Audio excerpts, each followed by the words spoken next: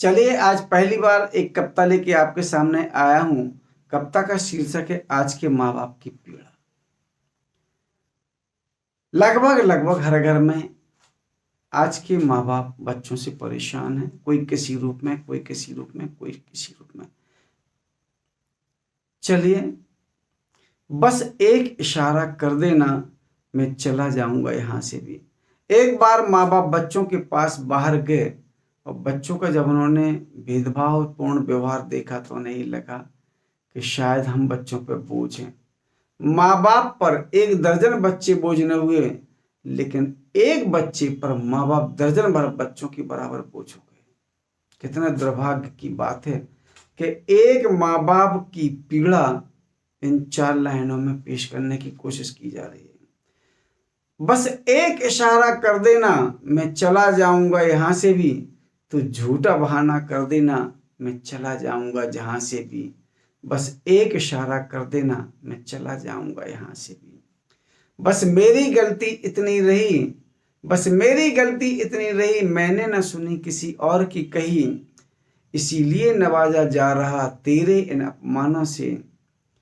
तो झूठा बहाना कर देना, मैं चला जाऊंगा जहां से भी।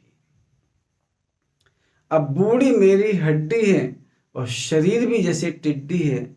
अब बूढ़ी मेरी हड्डी है और शरीर भी जैसे टिड्डी है। अब सांसें जैसे घुटती हैं और चलती नहीं जुबान भी।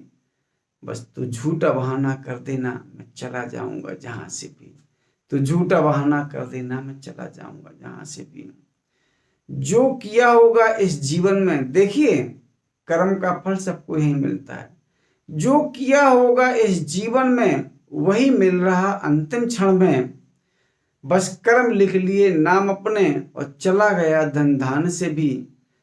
तो झूठा बहाना कर देना, मैं चला जाऊंगा यहां से भी। जीवन में दिन रात भगा, दिन भी जगा और रात जगा। जीवन में दिन रात भगा, दिन भी जगा और रात जगा। जब आए दिन सुख चैन के, तो हार गया मैं भाग्य से भी। तो झूठा इशारा कर देना, मैं चला जाऊंगा जहां से भी। बस एक इशारा कर देना, मैं चला जाऊंगा जहां से भी। कहने का मतलब ये है कि आज बच्चों को हमने जहां पहुंचाया है उसके पीछे कहीं ना कहीं हमारी काली कमाई है। आप यकीन माने नहीं माने, क्यों? पहले के माँ बाप के पास सीमित पैसा होता था, वो अपने घर का गुजारा ही कर पाते थे, क्योंकि ज्यादातर पैसा ईमानदारी का होता था। अब हमने ज्यादा पैसा कमाया, कहीं ना कहीं गलत जगह तो लगाएंगे।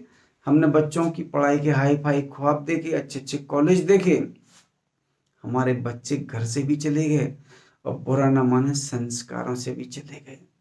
और जब हमें जरूरत लगी उन बच्चों की, तो उन बच्चों को बोझ भी नजर आने लगे। अगर ये लाइनें आपको अच्छी लगी हों तो मैं चाहूंगा कि आप जरूर कमेंट करके बताएं। और अगर इन लाइनों में मैंने कुछ गलत बोला हो तो मैं अपनी गलती के लिए क्षमा प्रार्थी रहूंगा और उम्मीद करूंगा कि और कोशिश करूंगा कि ऐसी कविताएं आप तक ना भेजूं। जय हिंद, जय भारत।